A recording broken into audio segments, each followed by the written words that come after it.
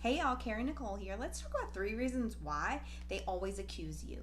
So the first one is that the more accusations they make toward you, the less accountability they have to take for themselves. So you'll notice that they find fault in small things. They're constantly telling you that you've missed the mark while they're changing the mark. They're constantly telling you that something is your fault, even if maybe there was a piece of it that is something that you did that was a mistake, but they want to place blame on something. And you'll find it interesting that in those arguments or disagreements with that person, they constantly use words like fair, blame, and fault. And when people do that, it's because they're trying to win. So if someone is accusing you, it's because they don't want to lose in that battle, whatever that battle is. But losing means that they have to take accountability, and they don't like to do that. So you'll notice that sometimes these people will be always on the offense as far as finding flaws in the relationship.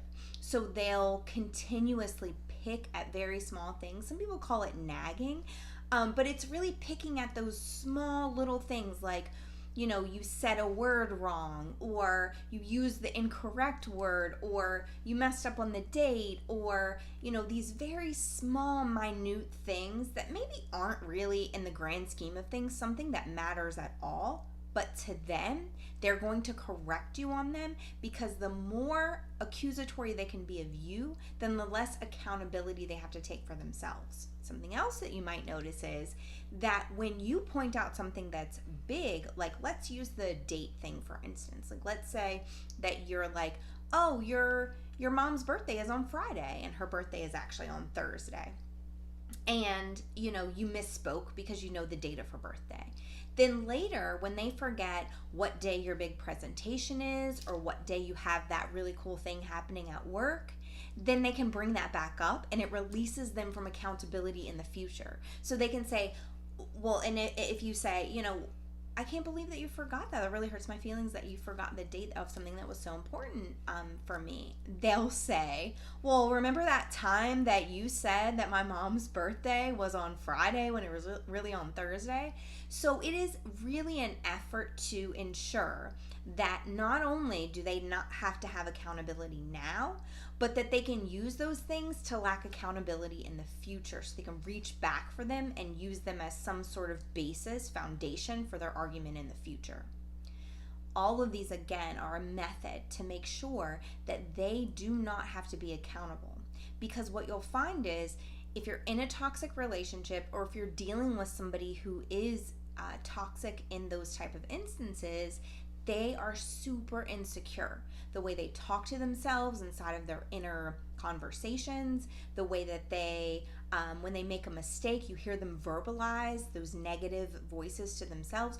All of that, all are signs of insecurity. So if they're that insecure within their own being, then they can't take any type of blame or shame from externally. Now, I'm not saying that everybody who becomes defensive is lacking accountability. So don't take that as what I'm saying, because some people know that the person who's speaking to them is just trying to shame them. So they know that mistakes are for lessons and you can move forward from them. But we're talking about people who use the accusations as a way to shame you and blame you to make sure that you're kind of a notch beneath them. So when that's happening, it's just because their insecurities will not allow them to accept accountability for that thing. The second thing is, they base their actions off of their intentions, but if you were to do the exact same thing, they would base your intentions off of their perceived thoughts of your actions. So this means that when they do something wrong, if you point it out, they might say something like, well, I was just trying to, or that's not what I meant, or whatever, insert explanation here. And you, being a healthy person, would probably say, oh, well, I see what your intention was there, even though the thing actually didn't land in the right way. So you're going to base your response to them off of their intention, and you're not going to blow up, and you're not going to, lose your mind, because you know that their intention was one thing, even though the action was another. It's kind kind of like when your 6-year-old tries to make you coffee in the morning. Their intention is to do this thing that's oh so sweet for you. And it creates more of a mess for you when you have to walk down the stairs cleaning up all the tiny little spills of coffee all the way down to the bottom of the steps. Their intention wasn't to make a bigger mess for you. Their intention was to take something off your plate and do something really kind for you. The action proved to create more of a mess. So on the flip side, when you do something wrong or make a mistake, they will view that and create a story in their brain that is solely based on what they perceive the action to be telling them, the story that they've made up in their head, regardless of what your intention is. So when you're thinking about this, think, okay, I was attempting to try to wash the car and take something off of this person, right? I accidentally scratched the door because there was a rock in my sponge, right?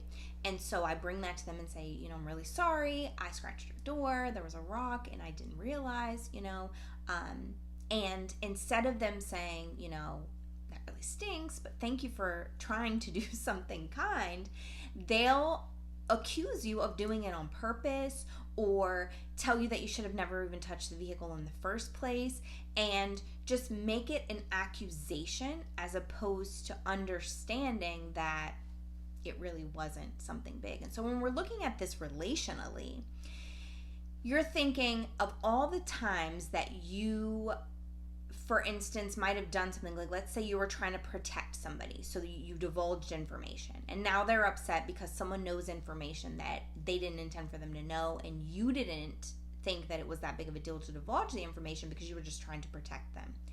Well, they're going to say, well, you did that without my permission, you divulged information that I didn't want people to know, you're untrustworthy. So they take it into a character flaw based on what a story that they've created in their brain tells them about you, when really your intention was protection.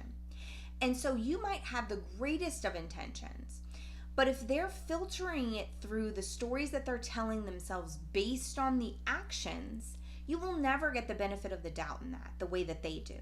And if we're being honest, toxic people who have insecurity issues have a really hard time thinking that the world is not out to get them. So when something happens, when there's a hiccup in the road, they automatically think the world is out to get me, things are always going wrong, what have I done to deserve this? And that's that victim mentality.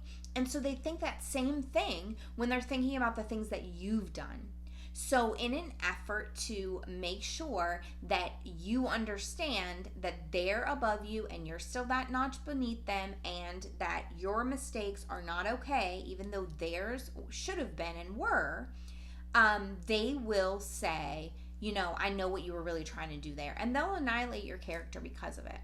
And then the last one is they can manipulate and shake you into thinking that it's your fault and make you believe in a label that they've put on your mistakes and you, and that allows them to make more mistakes so you won't leave. And so they say things like, you're judgmental, you're careless, you're not as passionate as you should be, right? Like they give you these labels, and they use the word you, which we know relationally you shouldn't even do that in the first place because it's accusatory. But they'll put all these labels on you. And the reason that they do it, it's, oh my gosh, it's so blatantly obvious, but you don't see it when you're in it, is so that later on they can make more mistakes. And because you feel shame around that thing that they've accused you of, you won't even voice your concern about that mistake.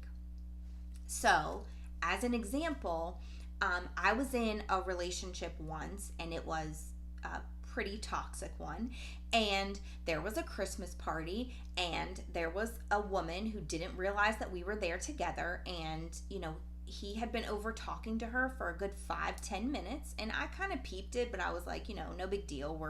So I kept dancing on the dance floor as if nothing was going on. And of course I looked over again, and I just kind of felt a tinge of, if that were me, he would be losing his mind right now. But I just let it be. Well, then he walked over and brought her over to me because I think that he knew that I was watching. And so when they got over there, he introduced me to her. And she said, "This one?" And she touched his jacket and she was like, "Yeah." Like basically saying that he was attractive. And I thought to myself, is he going to check her? Because I would have totally checked it. If another man would have touched my dress, I would have checked him. He wouldn't have had to say a word because I would have been like, "It's not appropriate to touch me. Please don't touch me," right? But he didn't say anything. So later, when I brought it to his attention, I took all of the accusations away from him, which now I kick myself for doing. I'm not looking back and thinking about the past, but still, I thought, I should have brought that to his attention because it's something that bothered me. But I didn't. I kept it in my back pocket, not to use later, but just to say, that really was something that I would not have done. And so fast forward several months later, and I'm on the phone having a conversation with one of my friends, and we get off the phone. It just happened to be a guy friend, and I was like, "Love you." My thing is always say, "Love you," mean it. When I get off the phone, I love my friends so very much, and I make sure that they know it. And when he heard that, he went off the handle. And I thought to myself, what's interesting is that he, in that instance, did not set a boundary with this female. But yet, in my instance, a boundary doesn't need to be set because it's strictly a platonic relationship. And he's going to accuse me of being incapable of setting a boundary that would make him feel better, which is what he did. And in that instance, he wasn't even thinking about boundaries, and I should have brought it up, right? I should have voiced my concerns. And so when you think about stuff like that, and you think about when you're being accused right now, what are some things that you can attach it to that they've done in the past that clearly they did not have the same expectation for themselves? You will realize that they filter all of their actions through what they intended to be doing. So in that instance, it was, well, I came to introduce her to you, so I intended to show her that I was there with someone. Yeah, but you didn't check her and set the boundary by saying, "Don't touch my jacket," or, "Don't touch me," or, even asking me if that made me feel uncomfortable, etc. So it's they do the small thing, and then they try to point out that it's this big thing based on their intention, right?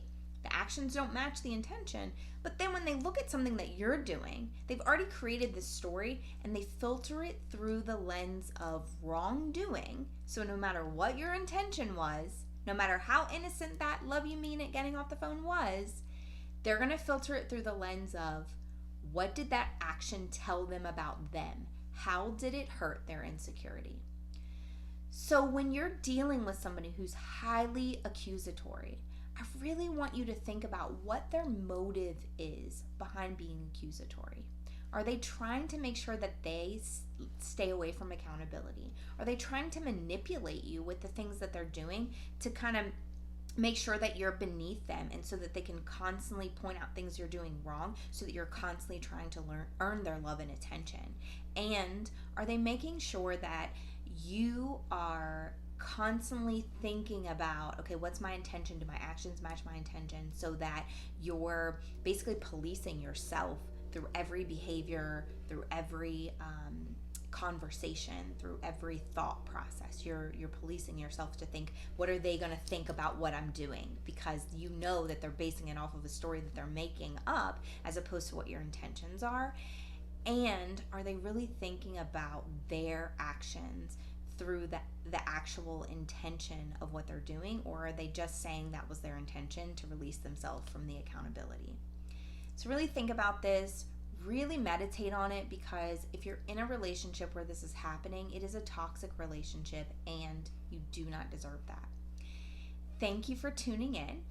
Look me up on all social media sites as Carrie Nicole, and tune in to the Peace Podcast. Also subscribe, because coming up there will be some information about a course about healing from toxic relationships and finding power in your peace that I'm releasing August 1st. So make sure you subscribe and like on all of those social media platforms so that you can get that information.